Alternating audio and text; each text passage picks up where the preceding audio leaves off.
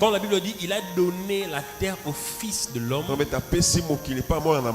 Or la Bible dit aussi qui est l'homme pour que tu penses à lui. Qui est le fils de l'homme pour que tu puisses prendre garde de lui. Tu lui as créé un peu supérieur au Elohim. Et tu lui as donné domination. Donc lorsque Dieu donne la terre à l'homme, Dieu donne à l'homme la domination. Pourquoi Dieu le fait? C'est parce que Dieu veut que la terre soit l'extension de son royaume invisible. Donc, il faut que sur la terre, on trouve les réalités du monde invisible de Dieu. Alors la terre devient alors le théâtre d'expression des esprits. Suivez-moi bien. Donc la terre a été créée pour être le lieu d'exil. C'est comme un musée, là où on exhibe l'art. Là où les œuvres de Dieu peuvent se faire voir. Parce que dans le monde spirituel, tout le monde n'a pas accès, tout le monde ne vit pas là-bas. Alors, pour ceux qui vivent sur la terre devient un musée. Le lieu où, quand tu passes, tu vois les arts, l'art de Dieu, le travail de Dieu, les pieds, l'œuvre de Dieu. Alors, la terre, par ricochet, c'est le lieu d'expression de la nature de Dieu. Voilà pourquoi, si tu vis dans le royaume de Dieu, le rôle de l'homme dans le royaume sur la terre, c'est de faire respecter cette chose. Ça veut dire, par ta présence sur la terre, il faut que les gens puissent voir les œuvres de Dieu. Voilà pourquoi il est écrit dans le Nouveau Testament que c'est pour les bonnes œuvres que Christ nous a rachetés. Ces bonnes œuvres, c'est quoi? Là où il y a des problèmes, tu apportes la solution. Là où il y a les ténèbres, tu apportes la lumière. Là où il y a la confusion, tu apportes l'éclaircissement. Là où il y a la maladie, tu apportes la guérison. Tu restaures la terre à l'état initial. Parce que l'homme a été créé pour qu'il soit l'expression de la nature de Dieu sur la terre. Alors comme l'homme avait péché, la terre est entrée sous la domination du diable. Alors la manière légale de récupérer les choses, Dieu est devenu un homme pour commencer ce qu'on appelle l'église. Et l'église, c'est une extension du royaume, c'est l'ambassade du royaume de Dieu sur la terre. Dans 1 Corinthiens 15, Paul dit que nous sommes des ambassadeurs. Donc ça veut dire que dès que nous sommes ici, nous représentons l'ambassade du royaume de Dieu sur la terre. Donc si quelqu'un veut aller au ciel, il veut venir chez nous, c'est à nous de l'emmener vers Dieu. Nous leur donnons le visa pour rentrer au ciel. Nous sommes des ambassadeurs. Et l'ambassade américaine en Congo, c'est le territoire américain. L'ambassade des États-Unis au Congo, ce n'est pas le Congo. C'est l'État américain au Congo. Voilà pourquoi il faut beaucoup d'églises. Parce que plus nous avons des églises, plus nous avons des chrétiens, plus on a des ambassadeurs, alors plus il y a des opportunités que les gens se retrouvent que l'ambassade du royaume le plus proche est à côté de moi. Ils peuvent facilement venir quand ils ont des problèmes. Ils viennent. Quand ils ont des maladies, ils viennent. Quand ils ont des soucis, ils viennent. Parce que nous sommes l'extension du royaume de Dieu. Le royaume de Dieu fonctionne sur base des principes. Le monde spirituel, là où le royaume de Dieu se trouve. Parce que rappelez-vous, Jésus a dit ceci. Il a dit, mon royaume n'est pas d'ici. Parce que le royaume de Dieu devrait venir sur la terre par nous. Mais le royaume de Dieu n'est pas d'ici. C'est un royaume invisible dans le monde spirituel. Et le monde spirituel est un monde très bien structuré. C'est très ordonné. Nous avons des dimensions dans le monde spirituel. Il y a plusieurs dimensions. Voilà pourquoi on parle des cieux, pas le ciel. Mais les cieux appartiennent à l'Éternel. Il y a plusieurs cieux. Et chaque ciel est une dimension dans lequel Dieu exerce son royaume, son autorité. C'est un peu comme le Congo, c'est un pays, mais nous avons 24 provinces. 26 provinces. Et chaque province, c'est un peu comme un ciel. Donc, il y a un gouverneur, il y a un gouvernement provincial, mais eux tous sont sous le régime présidentiel que le président a et domine. Donc, les cieux, il y a plusieurs cieux. Mais dans chaque sphère, dans chaque ciel, dans chaque dimension, il y a des êtres qui existent. Il y a des directeurs, il y a des gens qui dominent. Et la terre a été créée pour être une dimension du royaume. Où l'homme domine sur la terre à la place de Dieu. L'homme domine sur la terre en représentant Dieu. Voilà pourquoi quand dans ta famille les choses ne marchent pas, quand dans ton quartier les choses ne marchent pas, et que toi tu es là, il faut que tu te remettes en question. Parce que si tu es ambassadeur du royaume de Dieu, mais tu es là où les choses ne marchent pas, comment tu n'arrives pas à faire respecter ou à faire imposer la volonté de Dieu autour de toi? Voilà pourquoi une église influente, ce n'est pas une église qui prie beaucoup seulement, c'est une église qui influence son environnement. Voilà pourquoi si nous observons les vraies règles du royaume, la majorité de nos églises ne sont pas influentes. Nous tous. Parce que nous ne faisons pas le travail qu'il faut. On se limite à beaucoup prier.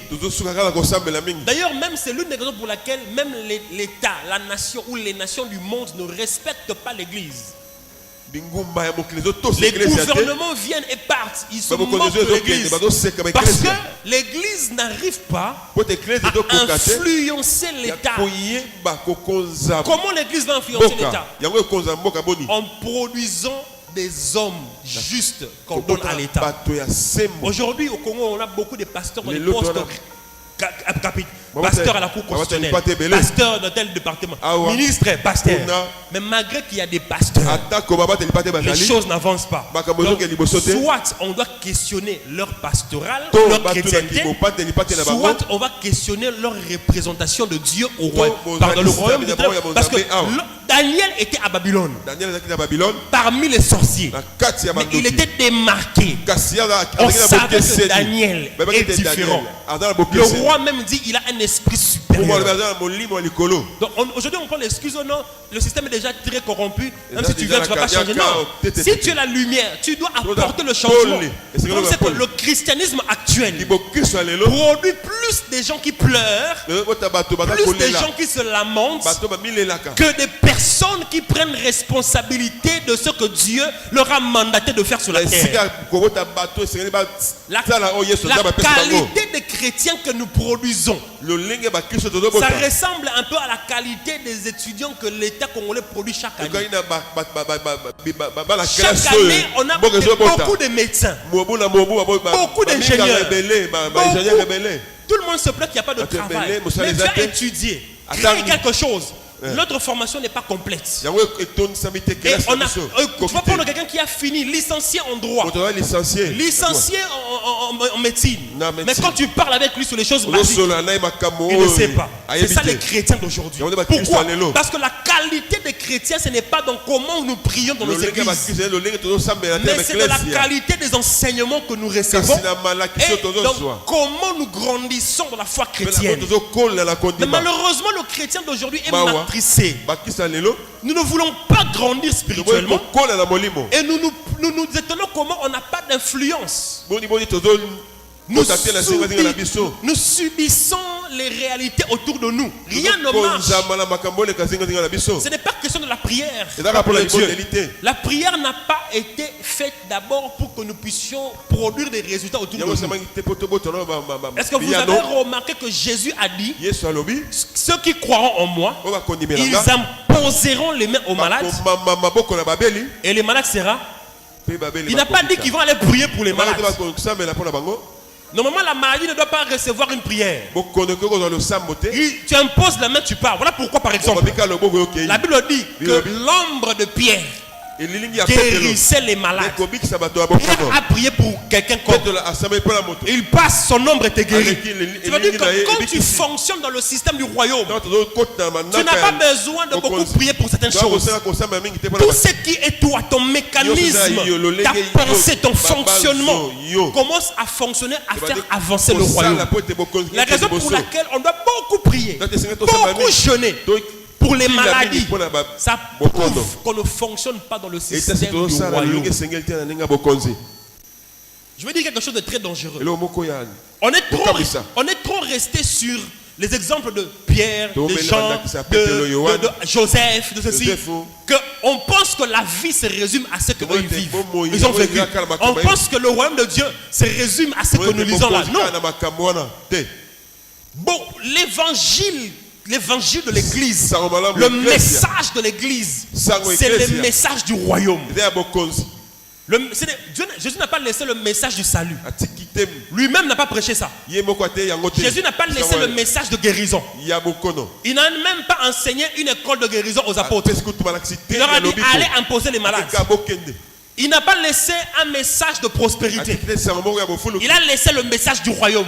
Voilà pourquoi il a dit quand ce message du royaume sera prêché dans le monde entier, alors la fin viendra. Ça veut dire, même quand lui-même a commencé, quand il a commencé à dire répentez-vous car le royaume de Dieu est venu. Le message du royaume, c'est quoi? C'est tous les messages en un. Pour un seul objectif. Ça veut dire, dans le message du royaume, il y a le salut. Dans le message du royaume, il y a la prospérité. Dans le message du royaume, il y a la santé divine. Mais pour un objectif, pour que quand nous prêchons le message du royaume, nous changeons la mentalité des gens pour que ces personnes ne soient pas seulement des gens qui ont cru en Jésus, mais qu'ils deviennent des citoyens disciples dans le royaume pour faire avancer le royaume. Il a dit, prêchez l'évangile. Ceux qui croiront, baptisez-les au nom du Père et du Fils et du Saint-Esprit. Enseignez-leur à observer. Après avoir été baptisé, il faut enseigner. Moi je le répète encore. Quand quelqu'un est né de nouveau, c'est l'erreur que beaucoup de groupes de prière à l'époque ont commis. Voilà pourquoi aujourd'hui on a la classe des serviteurs de Dieu que nous avons. Parce que quand quelqu'un reçoit le Seigneur, ses premiers pas dans la foi chrétienne doit être des pas d'enseignement. Il ne faut pas amener un nouveau converti à Mangengenge. Avant de l'amener à Mangengenge, il faut le faire asseoir, changer sa mentalité par l'enseignement pour qu'il comprenne qu'est-ce que je pars faire à Mangengenge. Pourquoi Mangengenge? Parce que le même Dieu, depuis plus de 5 ans, je ne pars pas sur les montagnes. Je pars dans ma chambre, au salon. Je n'ai pas dit que c'est mauvais, non. Mais il faut savoir pourquoi. Il faut être enseigné, instruit. À l'instar du royaume. Paul dit à Timothée, mon fils, les choses que je t'ai enseignées, tu as aussi choisi quelques frères. Enseigne-les les mêmes choses. Et qu'eux aussi soient dignes d'enseigner à d'autres. Le cycle du royaume, c'est des disciples qui produisent des disciples. Les disciples qui produisent des disciples. Alors, mais pour comprendre l'influence du royaume de Dieu sur la terre, je vais t'enseigner sur quelques principes des dimensions spirituelles. Comprenez d'abord les grandes dimensions spirituelles. Une dimension spirituelle, c'est un niveau d'expérience et d'existence dans le monde spirituel. Quand je dis une dimension spirituelle, ça veut dire que c'est un domaine où il y a une réalité quelconque qui domine. Par exemple, tu peux être là. Dans ta famille, vous avez 4 dimensions spirituelles qui dominent. Une dimension de stérilité, une dimension de sécheresse, une dimension de chômage. Ça veut dire qu'une réalité qui domine crée une dimension. Voilà pourquoi le royaume de Dieu, c'est plusieurs réalités. Le royaume du diable aussi, c'est plusieurs réalités. Et chaque réalité qui domine l'existence est une dimension. Et ces dimensions, dans chaque dimension, il y a des lois. Dans chaque dimension, il y a des esprits, il y a des personnes qui sont soumis à ces lois. Dans chaque dimension, il y a des fonctionnements. Il y a un système de fonctionnement. Dans chaque dimension, il y a une manière d'accéder. Dans chaque dimension, il y a un ordre hiérarchique. Le Congo, c'est le royaume de Dieu. Chaque province est une dimension. Parce que ça veut dire qu'il y a une réalité dans chaque dimension, dans chaque territoire. Et comprenez bien ça, parce que quand on dit la terre est supposée être une des dimensions du royaume. La terre est supposée être la dimension dans laquelle la volonté de Dieu domine par l'église ou par l'homme recréé. Donc normalement, nous devons faire de la terre. Nous devons faire de nos familles, nos quartiers, nos communes, des dimensions où les réalités de Dieu dominent. Malheureusement, c'est Satan qui fait ça. Satan amène des réalités dans nos familles, dans nos quartiers, dans nos pays. Au Congo, la corruption. Hier, je parlais avec quelqu'un. Je suis allé voir une maison. Cette maison, je lui dis, waouh, quelqu'un construit ça. Oh non, ça a été construit en moins de 5 mois. Je demande à la propriétaire qu'est-ce qu'elle fait. Elle est fonctionnaire de l'État. Où? Quel poste? Quand on me dit, on me dit non, elle a des maisons partout dans le monde entier. Elle a des maisons. Elle a pris cet argent où? Dans un pays sérieux, ce sont les hommes d'affaires. Les hommes qui font les affaires, les businessmen. C'est eux qui devraient avoir beaucoup d'argent pour construire comme on voit. Au Congo, tu vas voir un fonctionnaire qui a un salaire de 200 000 francs, mais il construit des appartements. On ne peut pas justifier ça, c'est la corruption. Voilà pourquoi le pays n'évolue pas. La corruption domine sur le pays. Oh, la Bible dit la justice élève une nation. Donc, et ça entre même dans l'église, la corruption. À l'école, la corruption. Tu es étudiant à l'UPC, mais tu apprends déjà à corrompre par les CP, à corrompre pour les cours. Mais quand tu vas devenir ministre, tu vas voler. Tu connais déjà les techniques de comment ça marche. C'est pourquoi au Congo, pour nous qui sommes Congolais, on a un grand travail. Les ténèbres couvrent cette nation. Il faut que les chrétiens se réveillent dans leur identité. Il faut qu'on soit différent. Il faut qu'on apporte la lumière. Ça ne viendra pas si on se renferme ici seulement en priant. Et puis ça fait non. Quand on prie, on traite nos problèmes. Quand on prie, on adresse les problèmes de la nation. Mais il faut qu'on devienne quelque chose pour influencer la nation. La nation n'est pas influencée par la prière. La nation est influencée par la nature de ceux qui prient. On n'influence pas la famille parce que tu pries. Tu influenceras ta famille par la nature que tu as pendant que tu pries. Tu es un menteur, mais tu veux que les principes du royaume marchent avec toi. Tu veux influencer parce que moi je veux marcher. Non, ça marche pas comme ça. On a des gens aujourd'hui qui ne sont pas dans la pureté. Ils vivent dans l'immoralité sexuelle. Mais ce sont les premiers qui veulent des clés spirituelles pour voir en esprit, des clés spirituelles pour guérir les malades. Mais ça n'a pas de sens.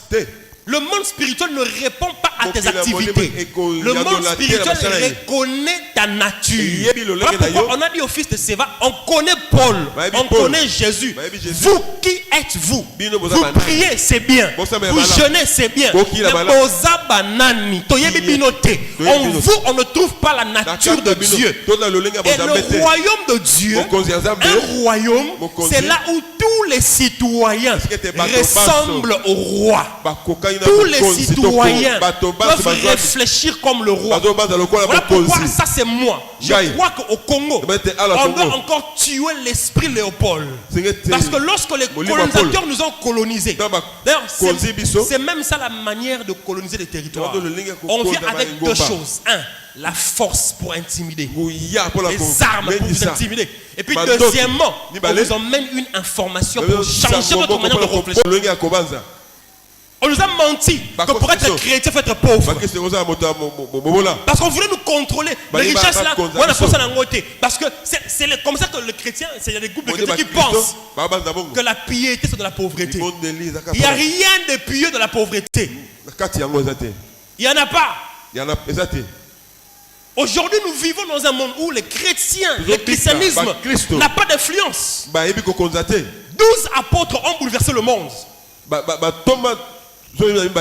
Plus de 5 millions de chrétiens à Kinshasa. Rien n'échange. À l'époque, on entendait des histoires. Il y en a presque plus beaucoup aujourd'hui.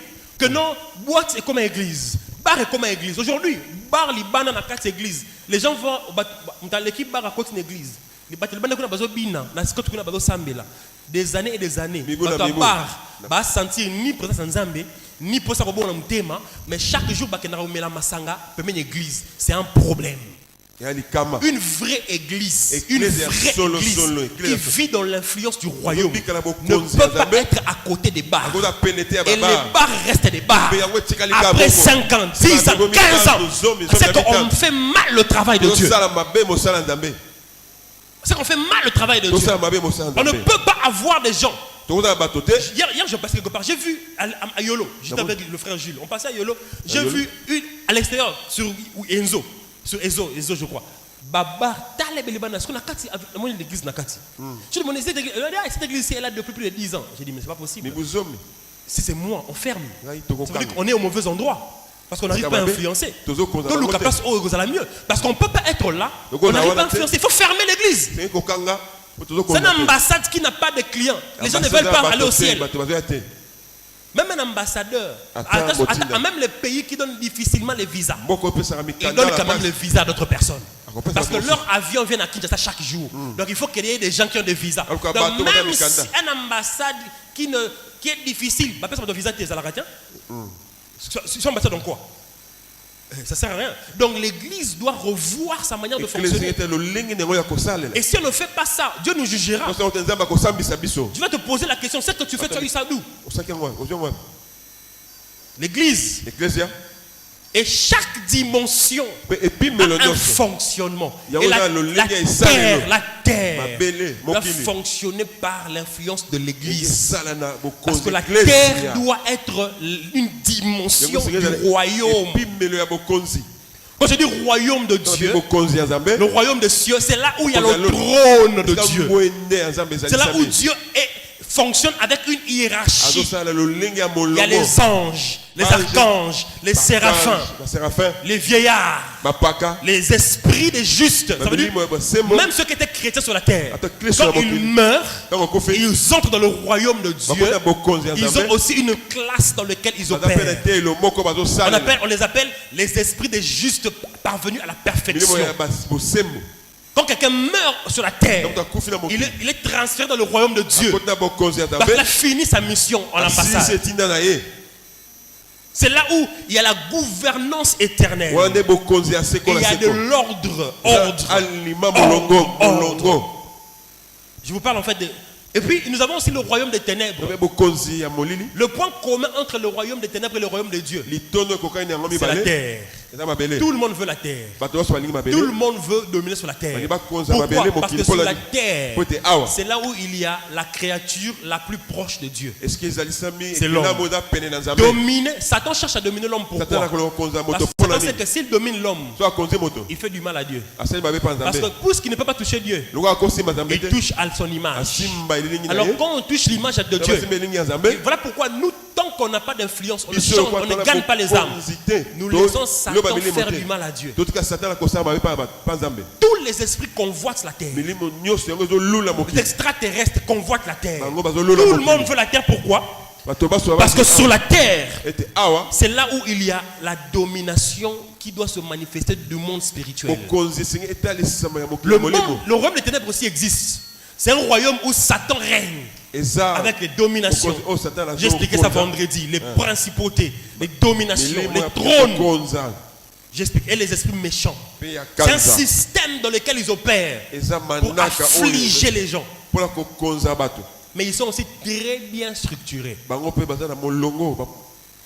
Et nous avons un autre royaume. Et j'aimerais dire que c'est un royaume neutre. Mais ce n'est en réalité pas neutre. C'est un peu comme la terre. C'est un lieu où un des royaumes, soit de Dieu, soit de Satan, doit dominer. C'est le royaume où la dimension de l'âme. C'est la dimension des pensées et des émotions de l'homme. Parce que l'homme est trois parties. Esprit, âme, corps. Le corps est dans le physique, la dimension physique. L'esprit est dans la dimension esprit. L'âme est spirituelle. Mais c'est toute une région, toute une dimension à part. Il faut savoir une chose. Chaque dimension est gérée par un esprit. Voilà pourquoi j'ai dit que la nature de l'esprit qui domine une dimension détermine la réalité dans cette dimension. Si l'esprit qui domine sur le Congo est un esprit de corruption, la réalité au Congo sera que la corruption. Si l'esprit qui domine ta famille, c'est un esprit impudique, la réalité motrice de votre famille sera l'impudicité. Si c'est l'esprit de Dieu qui domine sur un territoire, alors la nature de Dieu doit s'exprimer, doit être la réalité des gens dans ce territoire. Voilà pourquoi partout où les apôtres partaient, Jésus d'abord lui-même, on dit qu'il part dans une ville, on emmène tous les malades, il les guérit tous. Pourquoi? Parce qu'il veut dominer sur le territoire. Alors, comme la nature de Dieu vient avec la santé divine, il doit corriger les erreurs de la création. C'est ça être la lumière du monde. Voilà pourquoi la Bible dit: vous êtes la lumière du monde et le sel de la terre. Je vais expliquer ça rapidement. La lumière et le sel, c'est deux choses différentes. Et puis on ne dit pas la lumière de la terre, la lumière du monde. Mais sur la terre, c'est le sel. Pourquoi? Le sel influence en disparaîtrant. Pour que le sel dans ta nourriture ait de l'effet, il faut que le sel disparaisse dans la nourriture. Le sel doit devenir un avec la nourriture pour l'influencer. Mais la lumière influence en apparaître. Alors sur la terre, le domaine physique, il faut que le chrétien disparaisse dans le monde, dans la dimension dans laquelle nous vivons, pour que le Seigneur puisse apparaître par le goût de la nature que nous sommes. Voilà pourquoi on dit le sel de la terre, le monde physique, le monde des hommes. Mais la lumière du monde, la lumière du cosmos, il faut que tu puisses, avec la nature de Dieu que tu as, apporter l'éclairage dans le système des pensées des hommes, influencer comment ils voient les choses, l'influence spirituelle. Mais dans les deux cas, l'église d'aujourd'hui, nous sommes en train d'échouer notre mandat. Depuis un moment, j'étudie nos églises. J'étudie l'église du Congo, l'église ailleurs anglophone, francophone. Ce n'est pas tout le monde, mais en général, nous sommes en train d'échouer. Nous sommes en train d'échouer. Ecclésiaste 10, 16 à 17 dit une chose. Je veux dire, malheur à toi, pays dont le roi est un jeune garçon. Ou encore, d'autres versions disent: malheur à toi, pays dont le roi est un enfant. Vous savez pourquoi? Parce que le roi est celui qui domine sur le territoire. La nature du roi, c'est la réalité du territoire. Si le roi est un enfant, son enfantillage, son immaturité sera la réalité de tout le peuple. Voilà pourquoi on ne dirige pas juste parce qu'on a envie, on a l'appel. On dirige parce que la nature que tu as est capable de conditionner les réalités du domaine dans lequel tu vas dominer. Il ne suffit pas de désirer. Je suis le Joseph de ma famille. Okay. Beaucoup de gens acceptent cette déclaration. Mais c'est qui est Joseph? C'est un homme intègre. Même quand personne ne le voit, il craint Dieu. Toi, tu ne crains pas Dieu. Tu as plus peur des sex tapes que de Dieu.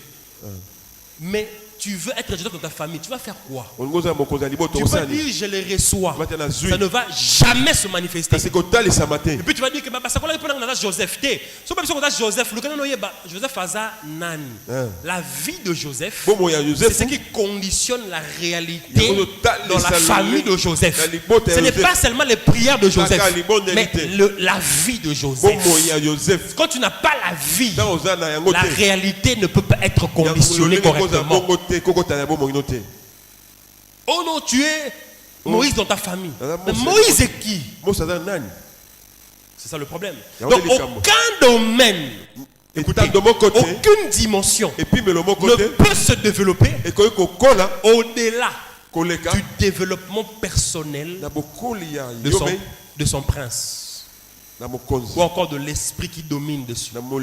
Si le monde, la terre, doit être influencé, l'influence de Dieu sur la terre ne peut pas aller au-delà de la nature de l'église sur la terre. L'influence de Dieu dans ta famille ne peut pas aller au-delà de ce que tu es. Et chaque dimension, comme j'ai dit, c'est l'expression de la nature de l'esprit qui domine. Est-ce que tu me comprends ce matin? Amen. Est-ce que tu me comprends? Tu peux acclamer pour la parole de Dieu si tu me comprends? Amen.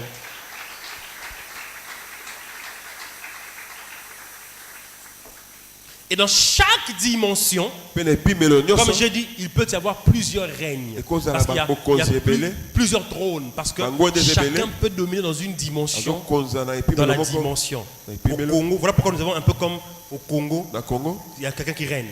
À Kinshasa, il y a quelqu'un qui règne. À Kasavubu, il y a quelqu'un qui règne. Dans le quartier ancien combattant, il y a quelqu'un qui règne.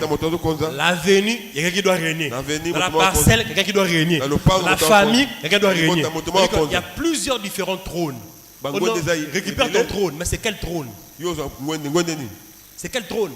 Parce que nous sommes dans une même dimension, ne veut pas dire que nous sommes tous du même niveau.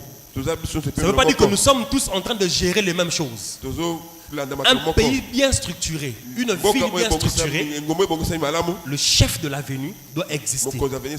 C'est lui qui fait le rapport au chef du quartier. Le chef de quartier fait le rapport à la maison communale. La maison communale fait le rapport au gouvernorat. Donc le gouverneur doit savoir à Gemena qu'est-ce qui se passe. Pas parce qu'il est venu, parce qu'il y a une succession de représentations. C'est comme ça que Dieu fonctionne. Dieu est au ciel, il a le Saint-Esprit, il a l'Église. C'est-à-dire que nous sommes responsables de faire rapporter les choses qu'il y a ici vers Dieu. Et Dieu, pour toucher aussi nous, le monde, il ne passera pas directement lui-même. Il doit passer, respecter l'hierarchie. Il passe par l'Esprit de Dieu, il passe par l'Église, il passe par toi, Jérémie. Alors il touche ta famille. Alors si Jérémie, tu n'es pas disponible, tu n'as pas la nature, tu ne grandis pas comme il faut, lorsque Dieu libère la bénédiction, l'Esprit prend la bénédiction, il libère dans l'Église. Le pasteur libère la bénédiction, mais quand ça vient chez Jérémie pour entrer dans sa famille, Jérémie est absent. Le trône est vide. La bénédiction reste là. Parce que ça ne peut pas sauter le trône de Jérémie. Voilà pourquoi chaque enfant de Dieu a un rôle à jouer. Je le répète, autour de toi, s'il y a des problèmes qui persistent de génération en génération, c'est ta faute. Parce que nous sommes supposés représenter Dieu. Nous sommes supposés trouver des problèmes, des solutions aux problèmes. Malheureusement, tous les héritiers ne deviennent pas des rois.